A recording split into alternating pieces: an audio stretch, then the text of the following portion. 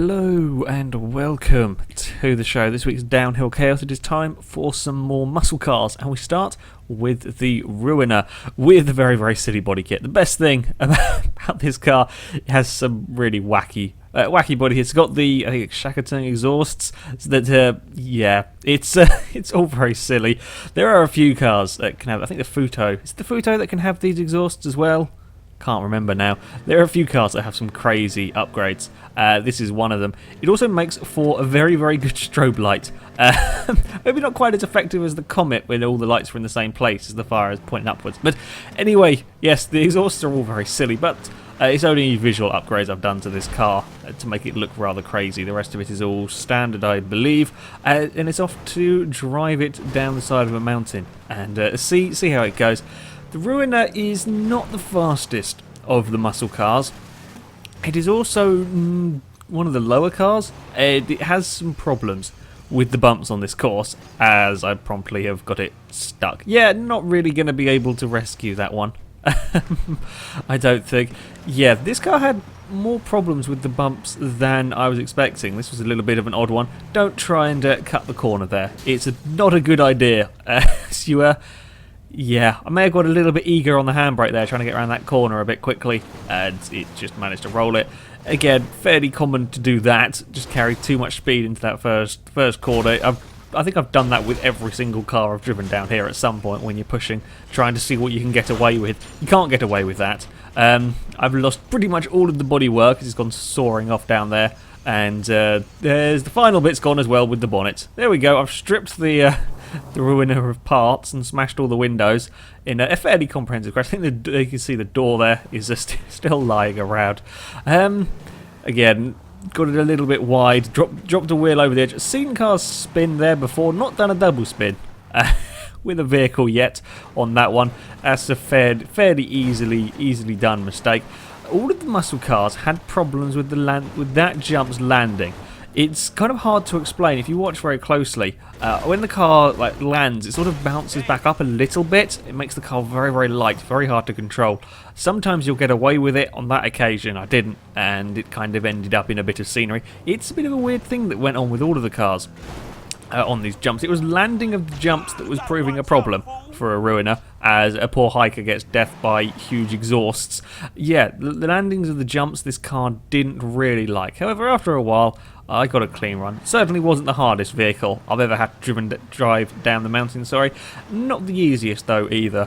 As I said, it is not the quickest of the muscle cars, and with the low ground clearance of it, it's not the easiest vehicle to get down here.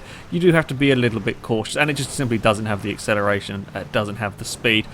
One characteristic that you saw there, it does kind of lift up a little bit. It's not as bad as some of the vehicles, not as bad as like the mess of the Rebel or one of the cars that's come later, but it was another thing that you had to be a little bit careful with the Ruiner, and I'm not quite sure what caused it. Again, got a little bit eager with the handbrake, trying to get it around that hairpin as quick as possible, and didn't quite get it right, but didn't really lose very much time either. I was being a bit cautious with these jumps. I was, it really was unhappy with the landing of the jump, so I was having to be a little bit more careful. These corners through here never really have any problem. It's the landings for this next jump that can be a little bit of a pain. I got away with it. I landed a bit flat, managed to kill a hiker with my wing mirror, I think there. And again, we're on towards the final jump now. Coyote almost caused a problem.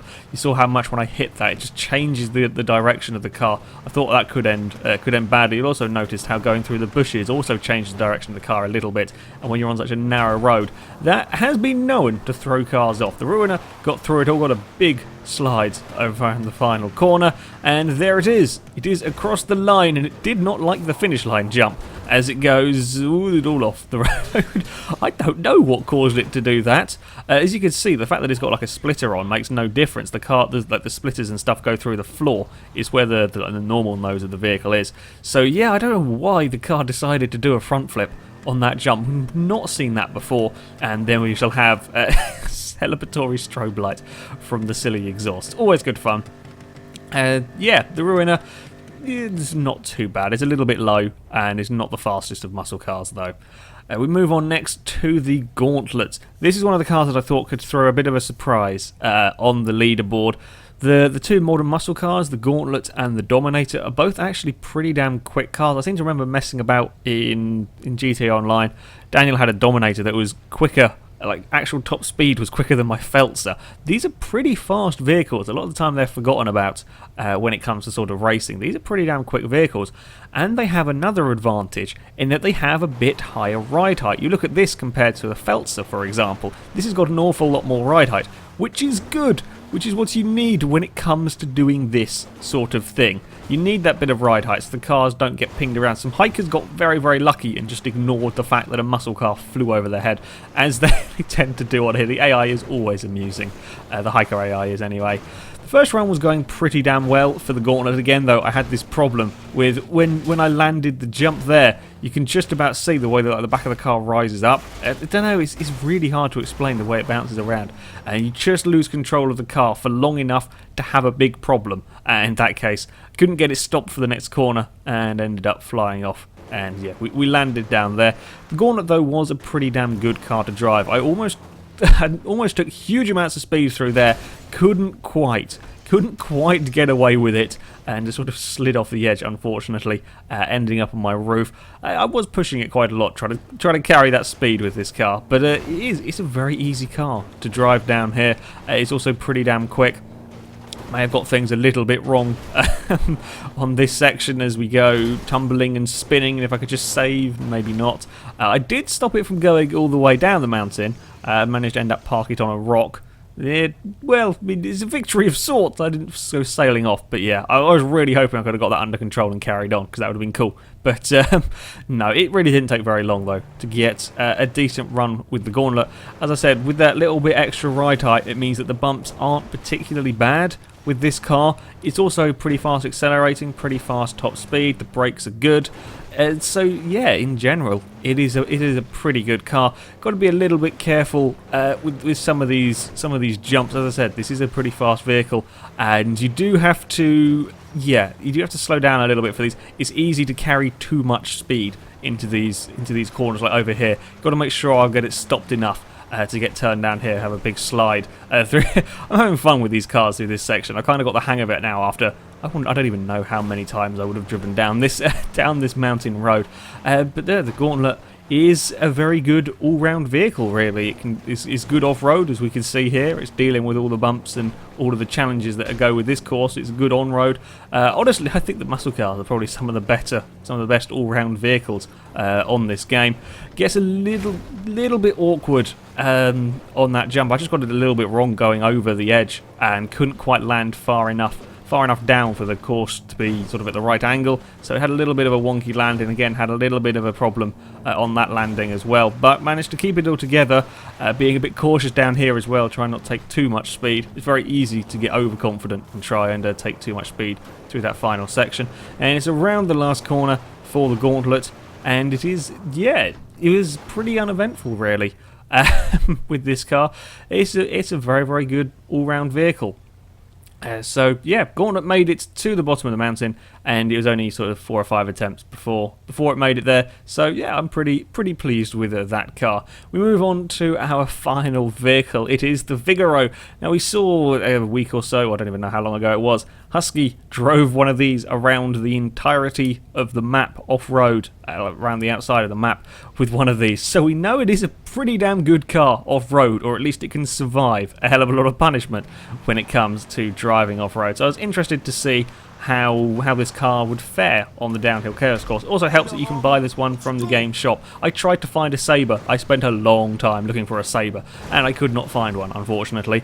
So it's going to be the Vigor as our final car. It was all doing pretty well.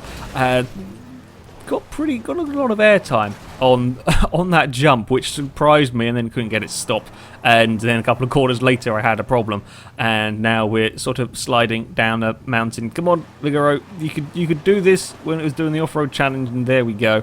I'm not sure that should really work with a rear-wheel drive muscle car going hill climbing, but never mind. It manages to climb back on the course Pretty impressed with that. Most times you go off there, you're going to be in trouble. Again, we're doing quite a lot of sliding into that corner. This card's actually quite oversteer. It's sort of fun messing around with it. Again, I was trying to be a little bit too clever. Tried to cut the corner just a tiny bit too much. And yeah, managed to put me in spin. The Vigor, however, has a problem. That is, it likes to roll. It likes to roll an awful lot. And once it's rolled, it likes to stay on its roof. Now, you do have you have control. You can roll your vehicle back over once it goes onto its roof. Apparently not very well with this car. It did not want to self-right. You can see I'm wiggling the steering, trying to get the car to right. There we go. Eventually it goes back onto its wheels. This car just likes to end up on its roof, and I'm not quite sure. I'm not quite sure why. When we did the around the map off-roady challenge thing, Husky never had any real problems with the Vigoro ending up upside down. Don't cut corners is generally good advice on here. I tried to get just a little bit greedy with the sort of like the alternate path, and it didn't work. Got too much airtime. This car does get a surprising amount of airtime from some of these jumps.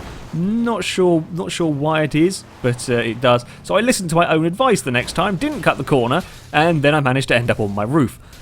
I'm not sure why this car does it. We've seen it happen before. We've seen it happen with the likes of the Messer and the Rebel. The cars will go on two wheels, even the Voltic, because it's got huge amounts of grip.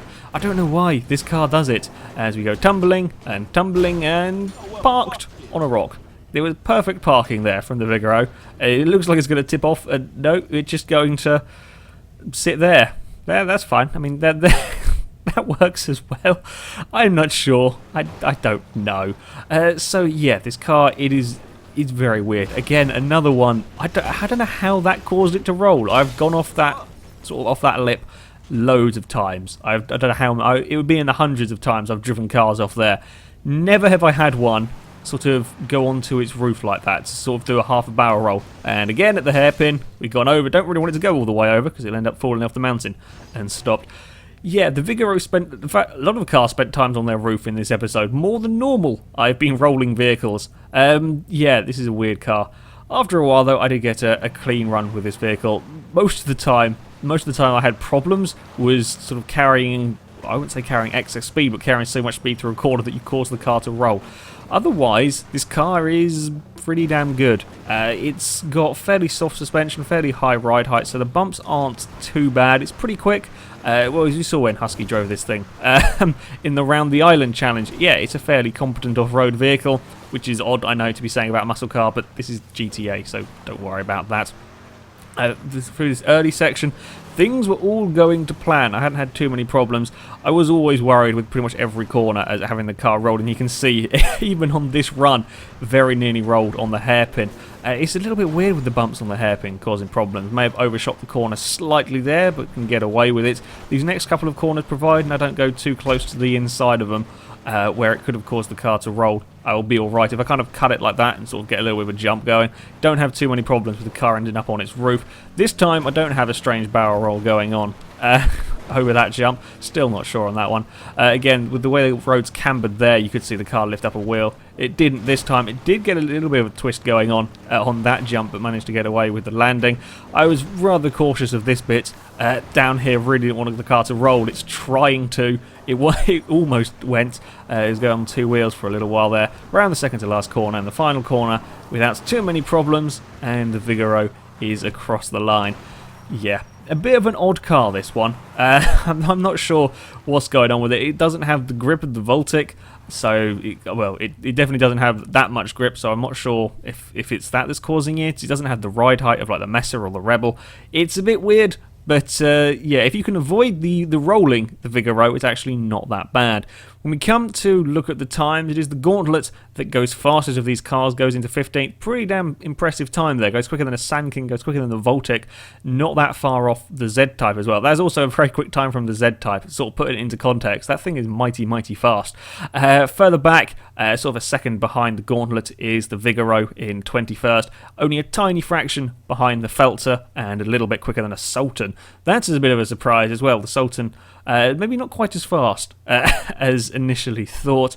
We move on to the Ruiner, which is down in 30th. Not the most impressive time from the Ruiner. It puts it around the Messer Grand and the Bison. Yeah, a little bit little bit slow from the Ruiner, but it's not the quickest of muscle cars, and the low ride height caused problems for it. Anyway, that is it for this episode of Downhill Chaos, so thank you very much for watching. Next week, we shall be doing sports cars, so leave your suggestions, well, sports and supercars, I might use like the Infernus or the Bullet. Leave your suggestions for which cars you would like to see then. However, until next time, goodbye.